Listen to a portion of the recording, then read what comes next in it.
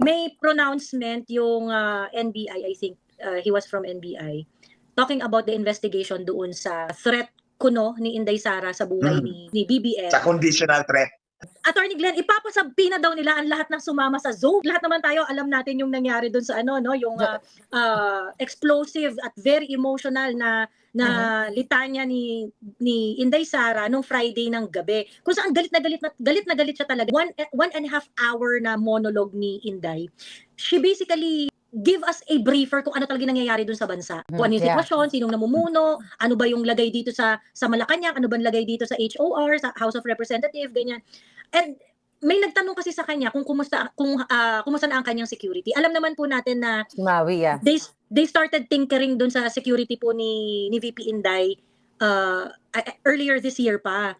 So, tinanggal nila yung binawasan nila ng security si Inday if siya sinabi niya na kapag ako may nangyari sa kanya, ganyan, may nasabihan na siya na wag siyang titigil at habulin niya yung si Bongbong, si Lisa at si Martin. Inimbestigahan si Inday Sara na so parang gusto ng NBI.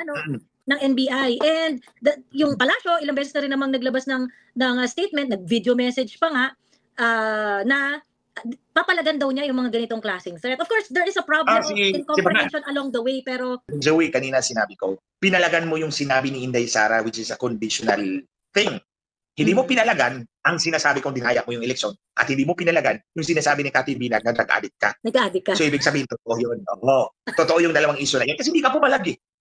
In my case, nakatiwang yung affidavit ko dyan sa Facebook for 14 months. Hindi siya pumalag ni Minsan. Correct.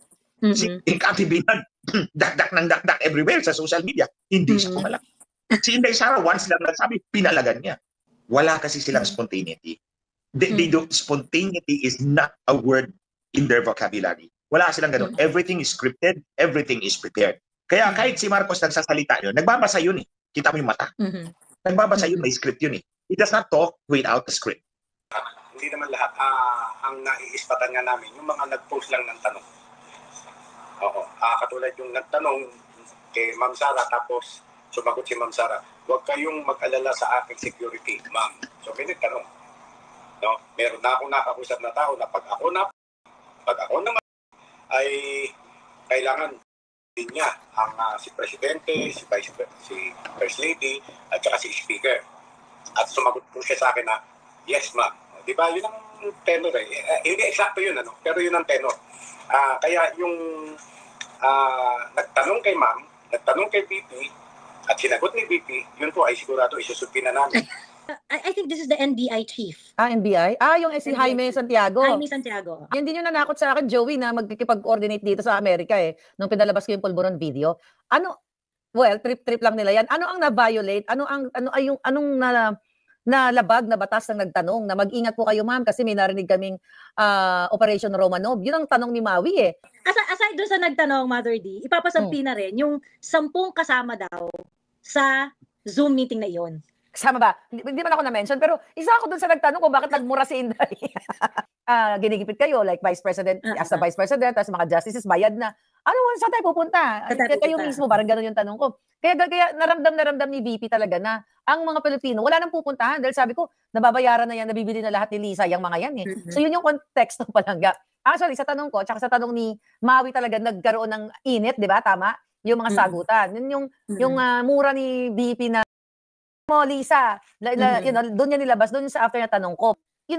Na-airy ni Inday Sara yung lahat ng emotion niya. Sama ng loob. Dahil sa sobrang panggigipit. And also siguro, baka naisip din ni Inday, dahil na-mention ko na ako din, ginigipit ako nasabi ko yung 4 na cases against me. Kung ako it is actually, kasi if we're going to look at it in a logical manner, basically, itong si Bongbong Marcos, he looks like, inaamin niya na ikaw, meron ka nang ginawang hindi maganda kay Inday.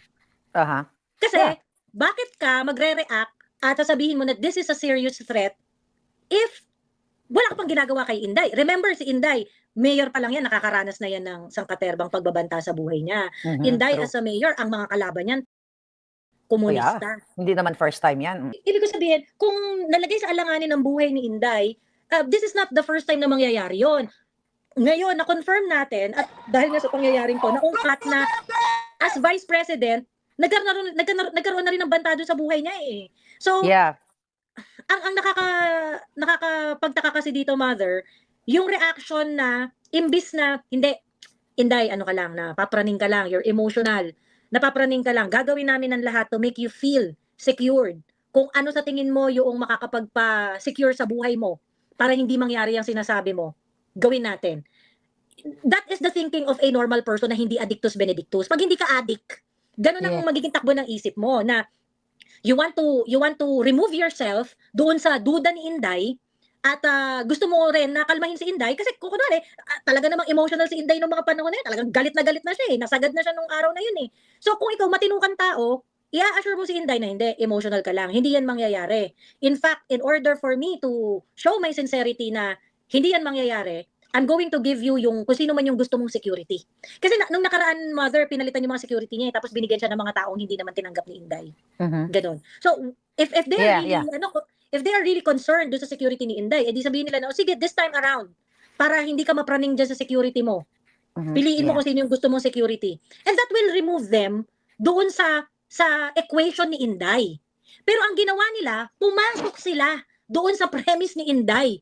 Na kayo, gusto niya talaga ako. At dahil ito, baliw na baliw sila dito sa conditional situation na ginawa ni Inday, lalo lang nung pinapatunayan na kayo, wala talaga kayong balak na maganda kay Inday. Ang dali-dali lang yan, ang dali-dali lang i-remove ng sarili nyo dyan eh. Sa issue na yan eh, sa equation na yan eh. Pero ang ginawa ninyo, mas lalo nyo pinatunayan na meron talaga kayong planong di maganda kay Inday para mapraning kayo ng ganyan. Yun na lang na ni-expose nila yung picture ng anak ni Inday sa airport. Sino bang pwedeng maglabas nun? Hindi naman maglalabas ang ordinaryong worker sa airport o sa immigration nang walang basbas ni Lisa. Si Lisa lahat yan. Maniwala ka sa akin, Joey. Alam ko naniwala ka naman. Kahit yung mga kaya siya lahat lagi sinisisi ko. Siya naman ang may kumpas lahat yan.